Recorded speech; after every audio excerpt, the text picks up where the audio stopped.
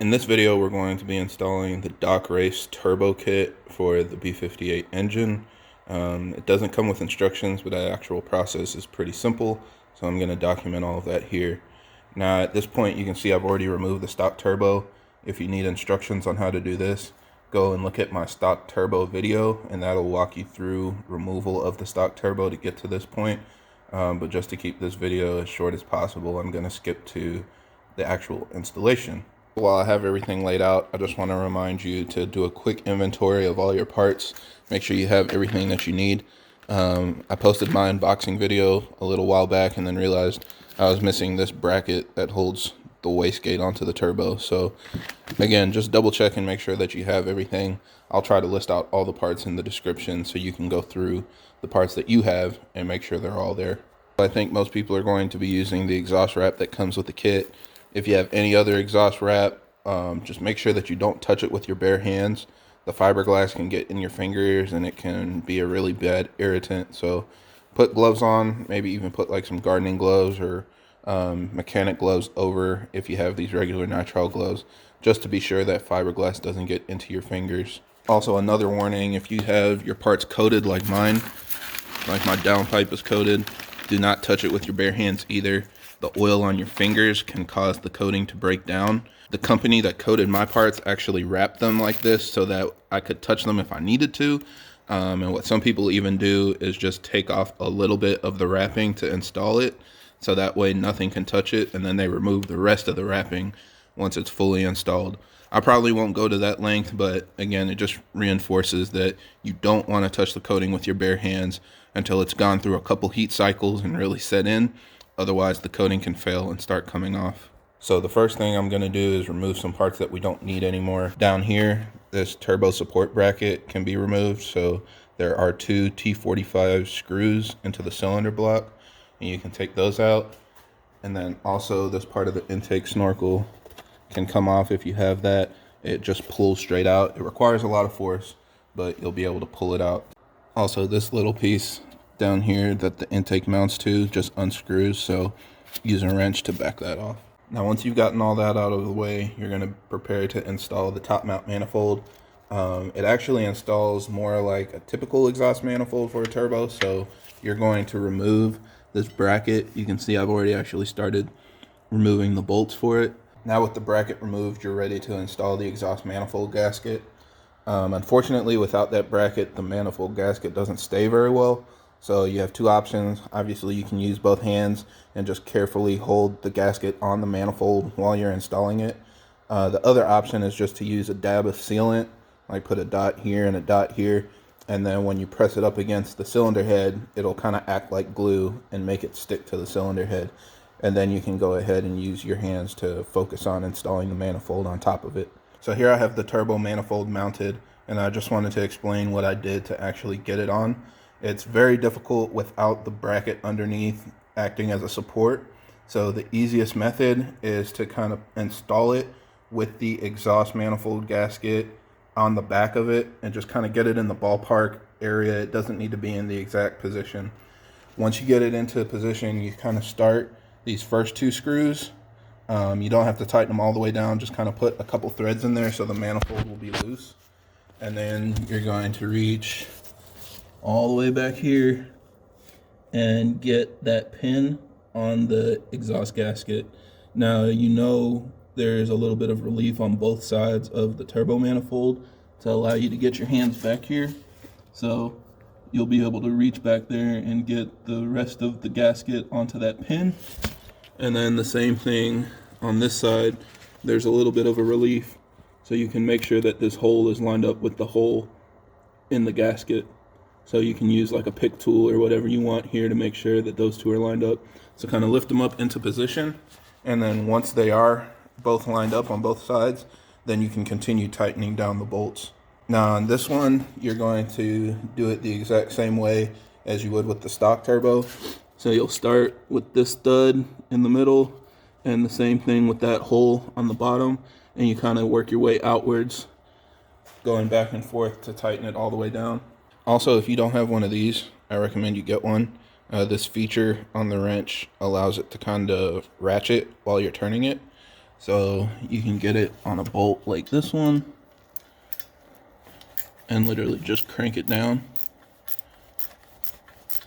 And it's extremely shallow, obviously way more shallow than a socket wrench. So this can help you get into those tight corners and crank it down a little bit quicker than trying to tighten it with your hands. Also, one more thing that you can do to help get a little more room to tighten up those bolts is remove this heat shield. So you see there's 4 screws right there, and you can remove those and take that heat shield off, and that'll make it easier to actually get to those screws at the bottom. Now we have the manifold mounted, and I'm going to go ahead and put all the hardware on that's used to mount the turbo. So we have these studs that need to be threaded in to the 4 holes on the turbo manifold. We'll put the gasket on, and then I'm going to put the nuts on as well, just to hold them in place so I don't lose them. And just to note, as you're threading it in, these studs aren't symmetrical, so you actually thread in the small part into the exhaust manifold. Now we're ready to set up the turbo for installation. This turbo comes with provisions for a car that has pneumatic boost control, but since our car does everything electronically, we basically need to ditch all of those components. So the first thing that I'm going to do is take this recirculation valve, this diverter valve off. There are 3 bolts that need to come off, and then you're going to use this block-off plate that comes with the kit, and that'll seal it shut. So here you see you've taken off the cap, the spring, and the diaphragm, and then you're going to take this and put it on. It only actually goes on one way. You'll see here it's kind of got an even gap all the way around, but if you turn it, it's kind of at an angle. So there's only one way for it to go on. Rotate it until it's flush or kind of like an even gap all the way around, and then tighten it down. Then next we're going to be removing the wastegate. It has these 3 4mm screws that need to be removed to take the bracket off. And then down here you're going to remove this nut, so back the nut off, and then you'll be able to slide the wastegate off of the actual actuator arm. And there's the wastegate removed. And then we're going to remove this control valve. These are T25 screws. So remove the screw and take it off. And then you're going to disconnect this hose, and you need to actually cap it off. So put a cap on that, otherwise it'll bleed air and you'll have a boost leak. Also, we're going to have to clock the turbo once it's installed so that everything's lined up properly.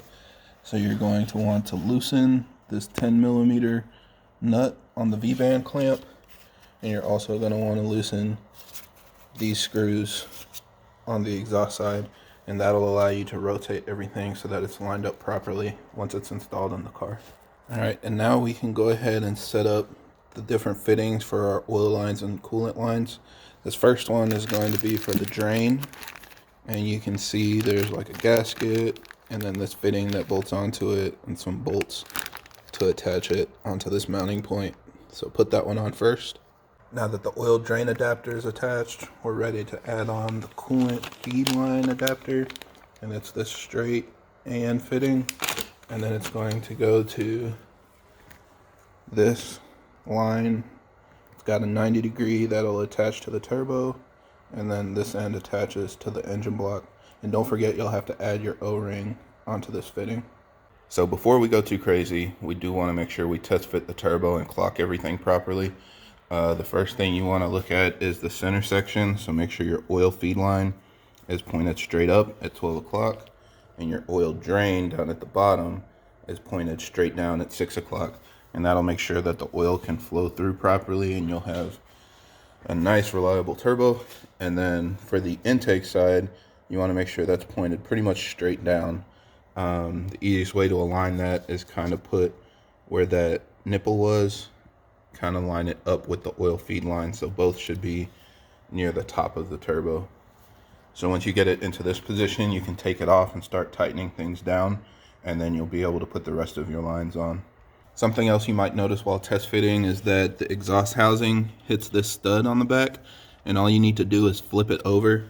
So you can see on this one I threaded the short end into the manifold, and then on this one I threaded the long end in. It didn't go all the way down, but it just threaded it in enough so that I had enough clearance to get the turbo to sit flat. So now we're on the bench and we have everything clocked, and we're going to go ahead and mount the wastegate bracket. Now the reason why it only comes with 2 screws is because these wastegate mounting locations stop short. So you're actually just going to mount it with these first 2 mounting points, right like this, and bolt those 2 up, and then that'll actually get it in the right position. Next, we're going to put in the other banjo fitting in this hole right here. So this is what it looks like. You have the bolt head on top, washer, banjo fitting, washer, and that'll screw into there. And then that one attaches to this big water line. And you know it's the right one because it has this barb fitting at the end to go through that hose that's at the back of the block. And then this part attaches to the actual fitting on the turbo. So now we have all the lines installed. Again, just a quick overview. This is the oil feed on top. This is the coolant drain.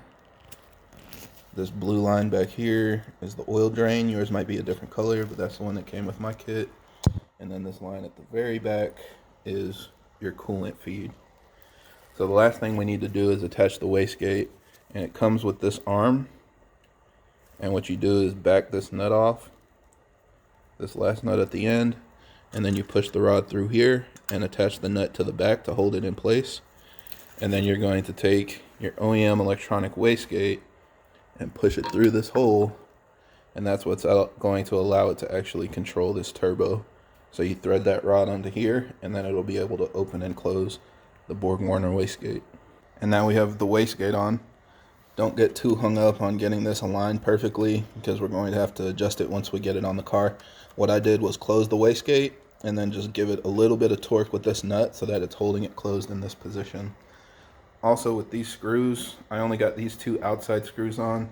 The inside ones are very hard to get to, like back in that little hole.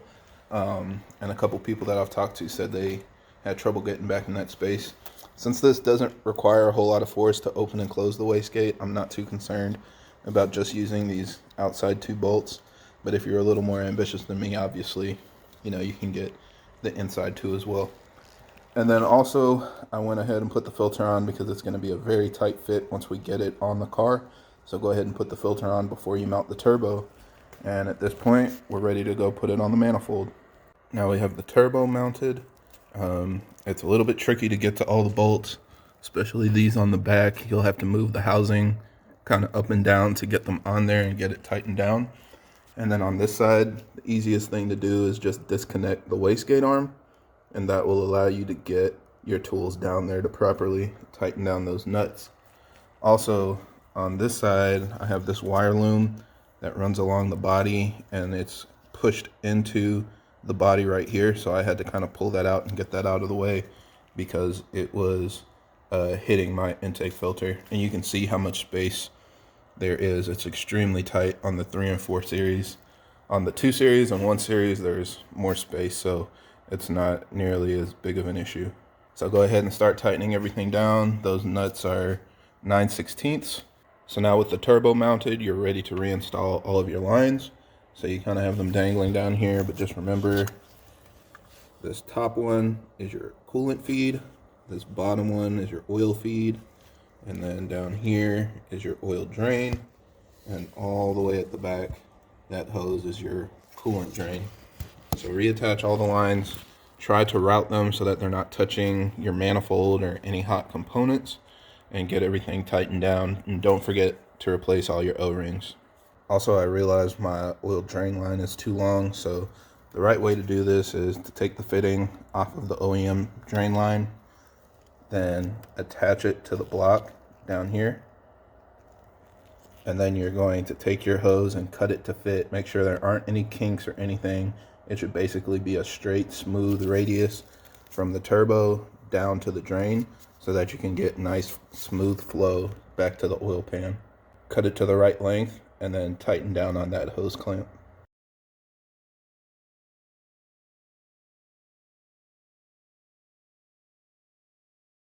Now we're ready to install the charge pipe, and it comes in 4 pieces. First, you have this 90-degree coupler that mounts on the turbo. Then you have the first half of the charge pipe. Then this coupler that goes up in size for the bigger part of the charge pipe that mounts up to the throttle body. So go ahead and get all your couplers laid out, mount everything together loosely, and then you'll be able to tighten it down once you get everything positioned properly. Also note that one of these hose clamps is bigger for this larger coupler, so make sure you pay attention to the sizes. This one will go on the bigger connection, and then the 3 smaller ones will go on the other connections. And don't forget to replace that gasket if you have it. And now we have the charge pipe installed. You can kind of see how everything is routed. So the silicone aims towards the front of the car, then the charge pipe routes up, and then of course back to the throttle body. Now there's not a lot of space between the fan shroud and the charge pipe right here, so make sure you push it in as far as you can into that silicone so you get as much clearance as possible. This is also the time to remount your sensors for temperature and pressure, so put those back in the manifold and plug them in. And also make sure that the evap hose is on top of the charge pipe so that you can install the PCV dump. So now we're going to install the PCV vent. The way it works is you have this hose that's going to come off of this PCV connection, and then you have this T-fitting that's going to go between this side and the evap connection down there. So you're going to put them both onto the T-fitting, and then the top is going to have this filter on it so that everything's going to vent to atmosphere. Now, of course, we have to do it this way because we don't have an intake pipe to recirculate it to, but it's also more efficient to run it this way because you're not going to be recirculating any oil or any, unburnt fuel vapor back into your intake. So here's what the PCV vent looks like. Like I said, you put that T-fitting in the middle, your evap hose connects to one side, and then you're going to connect your dump to one of the other sides. Now, I actually cut mine down to make it a little bit cleaner because the hose was really long. So I cut it down and just connected it to this top fitting, and then I put the filter on the bottom. But you obviously have a lot of different ways you can do this. You can even run that hose to a catch can if you wanted to. So for now, I'm just going to run it like this since it's clean and simple. Now it's time to install the downpipe. Very simple. You're going to fish it up from the bottom and bring it up to the exhaust housing, and then you have a Vband clamp that'll hold it onto here. Go ahead and install your O2 sensors into the downpipe first. So that way, once you bring it up, all you have to do is plug the connectors in. So now we have the downpipe installed. It is a little difficult if you only have one person trying to get everything aligned up here, but once you get it clamped down, keep everything a little bit loose so you can move it and get the mid pipe on as well. If you have a pipe expander, it'll help it slide on a lot easier. And then once you get everything situated and in the right location, then tighten it down into the final position. Now, as far as wiring is concerned, there is this one cable that's right above the downpipe. It was actually touching it. So you can zip tie it to this wiring harness that's on the engine, and that'll help keep it from touching the downpipe. Also, coming back to these other connectors, you have one for the wastegate that you're going to plug in, and then the one for the PCV hose, and the one for your MAF sensor need to be zip tied out of the way as well. So you can put them wherever you see fit, but just kind of zip tie them to one of these other wiring harnesses on the engine to keep them out of the way. After that, go ahead, attach the underbody shield, clean everything up, lower the car to the ground, and we'll do the final steps inside the car. Now, before we go too far, we want to make sure that we prime our turbo. The way you do that is by disabling the fuel system and trying to start the car. And so it'll crank and crank and crank, but it won't actually turn over and turn on the engine. And that will force the mechanical oil pump to turn and begin driving oil throughout the engine block and up around the turbo. The reason why you want to do this is because having some oil on the turbo before you start the car, make sure it's lubricated on that initial hit.